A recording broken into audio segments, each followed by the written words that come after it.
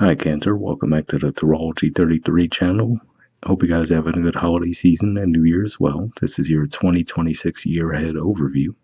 And the way this spread will work is we'll actually look at each of the 12 houses of the zodiac, treating your sign as the first house. And once we get through all that, we'll actually pull an oracle card as well from the Wisdom of the Oracle deck.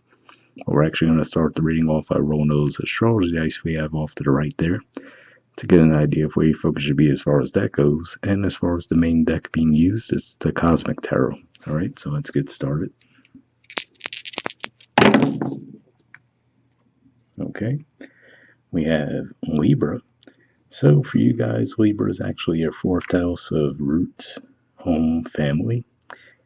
And nothing too huge coming to mind as far as Libra and transits this year, but that could definitely be a focus you guys will be putting your minds to this year. We have 12, so 12th house energy for you guys is Gemini. In general, 12th house points to spirituality, blind spots, and mental health. And the main thing going on with Gemini is that we will have Uranus move back into Gemini roughly around the end of April, and it'll be in there for an extended stay for many years, actually. So that could cause some sudden shifts in that area of life for you guys.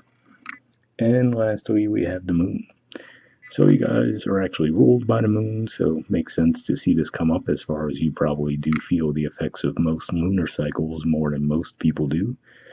So with that in mind, the main things going on with the moon, of course, is we'll have some eclipses. So we'll have a new moon eclipse on February 17th. We'll have another one on August 12th.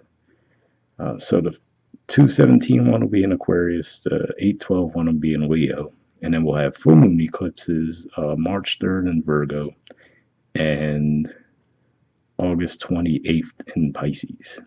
So, but yeah, just the main lunar cycles in general is something you should keep in mind this year. I mean, we're pretty much going to start the year off with a full moon in your sign, so keep all that in mind as we go through the main spread.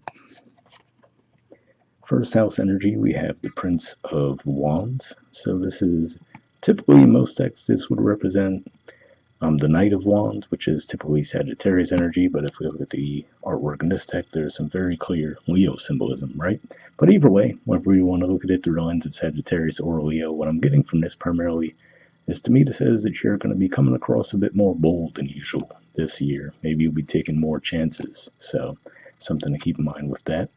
And given that Leo energy would be a finance house for you guys too. It could just be saying you might be having some success in that area of life. Speaking of finances, in the second house, which generally speaking points to possession, self-worth, and finances, we have Judgment. So looking at this here, to me, what I'm getting from this could just be saying that you might be going back to something from your past that you might have thought was dead and gone, you know. So let's say career path maybe you considered when you were younger, right? For whatever reason, you got pulled away from that path. And now all of a sudden, an opportunity to get back on that path might come around this year. And if so, it would apparently seem to be fated. All right. In the third house, we have the Two of Wands. So this is Aries energy here. And generally speaking, third house points to communications, short journeys, siblings. So again, what I'm getting from this is more boldness, right? Like I was saying with the Prince of Wands energy in your first house.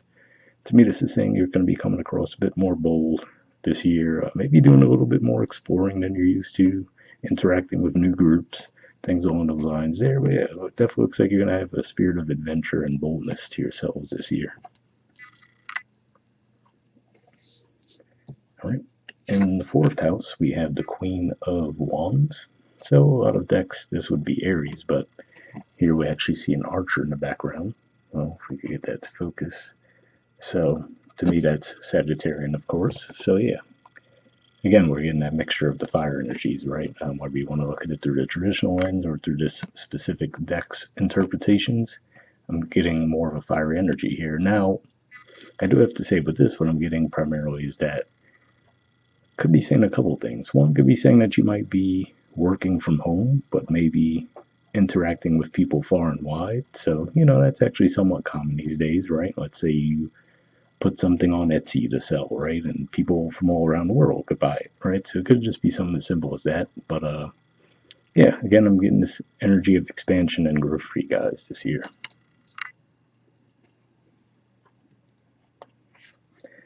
Fifth house energy, we have the Seven of Wands. So this is a Leo energy here, and what I'm getting with this, especially fifth house in general, will point to romance, creativity, children. I feel like this is saying that you might just feel like you're sought after this year, but maybe you're not necessarily all that interested in settling down. So that's primarily what I'm getting with this, right? It looks like there's a lot of people coming toward this person, and it looks like they have, well within their power the right to decline those energies coming toward them.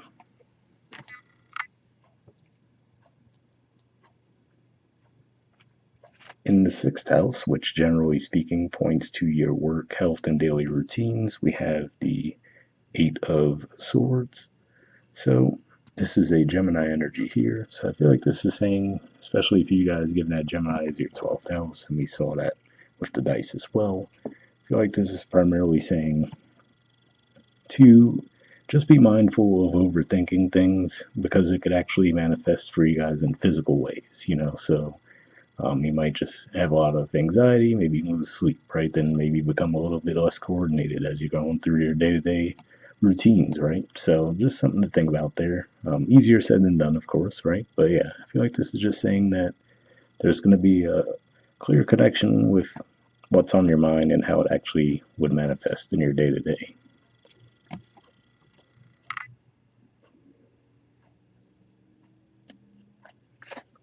All right. In the seventh house, we have the sun. So, seventh house in general points to partnerships, relationships. Now, that can be romantic, but it could also be business, just something more formal in general as well. But yeah, looking at the artwork here, right, we have that very youthful looking figure, which is pretty much the case with a lot of the sun card artwork across most tarot decks. But what I'm getting with this could just be saying that for one, it could just be saying that maybe you might be entering into a new connection. But also beyond that, it could just be saying that there's this youthful energy about it, where you actually feel sometimes seven house energies could have a bit more of a heaviness to it, right? Because, oh, let's make it formal, let's formalize everything. But with this, I feel like there's going to be a bit more of a carefree energy within the connection.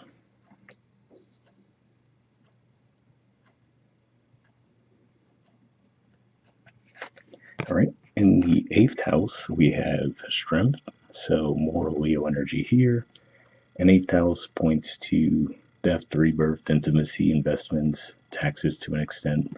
So to see this come up here could just be saying that again, I'm getting an energy of boldness.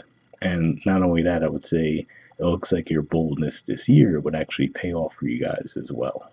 Whether that be, again, being a little bit more aggressive, expressing interest in people, right? Or just speaking out, putting your ideas out there when it comes to finances. Many different ways it could be playing out, but I feel like this is saying that these would be positives for you this year for sure.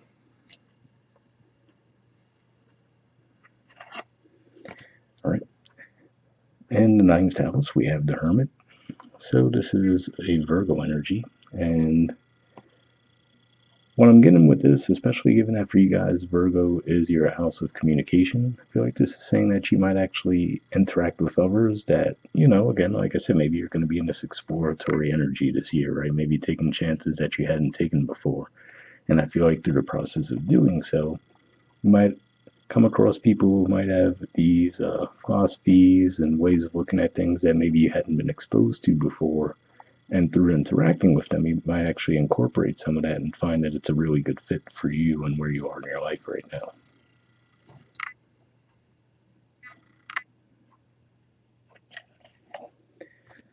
All right. In the 10th house, which generally speaking points to career and social status, we have the Tower.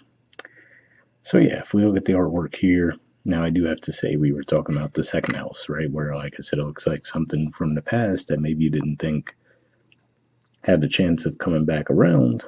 just might do so this year, right? So let's just look at this as a super generic way, right? Because I mentioned with the fourth house that for some of you this could be saying, oh, maybe you're going into business for yourselves, right? And you might be selling products online, and that gives you a client base across the world.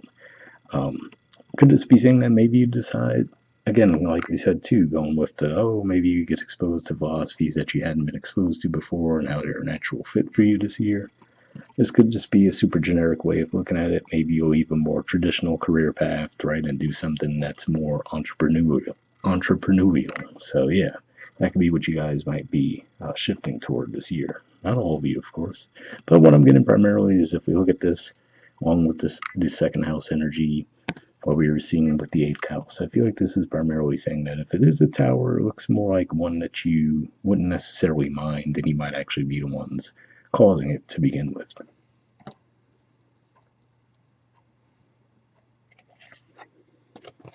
All right. In the 11th house, we have the Nine of Pentacles.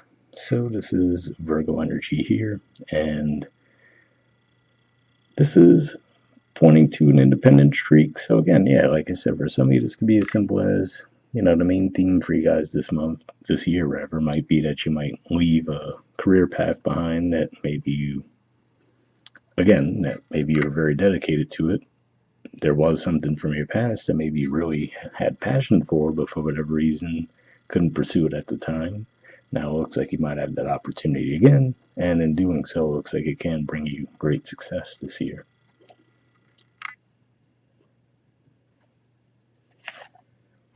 All right, and 12th house energy, we have the Queen of Swords. So traditionally, a lot of decks would view this as Libran energy, but if you look at the artwork here, we see the Gemini symbol. I can get that to focus. There we go.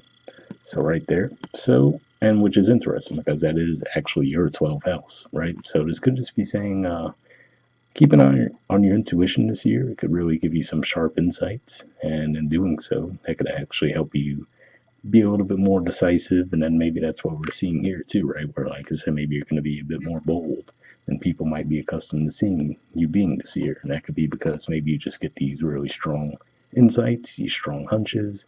Maybe some of that could be due to what we were talking about as far as Uranus will be moving back into your 12th house, pretty much from the end of April through the rest of the year and beyond. So yeah, that could be what's at play with that. But definitely looks like your intuition can be helpful for you guys this year. All right, and bottom of the deck we have 10 of Pentacles. So Virgo energy here, another indicator that points to a lot of opportunity for financial growth this year. So pretty positive spread overall, but we'll see what the Oracle card adds to the mix. So like I mentioned, we're actually going to pull a card from the Wisdom of the Oracle deck. I'm just going to give this a few shuffles. We'll put the deck down and pull a card.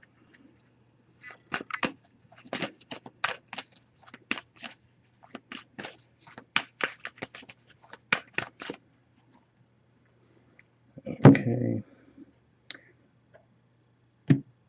We'll take this card here, get this out of the way, and we'll see what the card has to say.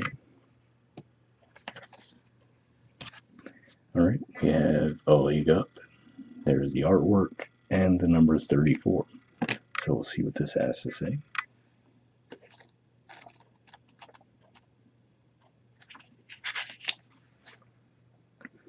All right, essential meanings says receiving help, delegating authority, interdependence. The Oracle's message: you've come to a point where going alone is no longer optimal for you. Life has a way of presenting you with the perfect people to align with who can give you a leg up during this next phase of your journey. Help comes to you in all areas of your life where you need a boost. The trick is to accept that aid so freely given. When you embrace interdependence, allowing teamwork and independence to commingle, miracles happen. Now is such a time. So yeah, that message there made me think of what we were talking about with the ninth house energy, where, like I said, maybe you're going to be interacting with people with different philosophies, and through doing so, it seems like it will help with your growth as well. The relationship message says, relationships that are healthy thrive on interdependence. It's important to recognize that you need others as much as they need you. You must allow people to support you just as you were there for them. This is a time to be vulnerable, to speak up about your needs, and to ask for them to be fulfilled. Trust, you'll be met with kindness and love. Don't expect others to read your mind, though. Ask, and it is given.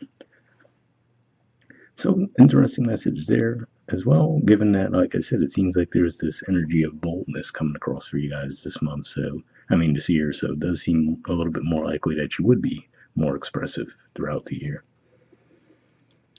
And the prosperity message says now is the perfect time to seek advice from a mentor or a business advisor who has been where you want to go to help you get there too. If you do, you will receive very good counsel that will aid in your prosperity.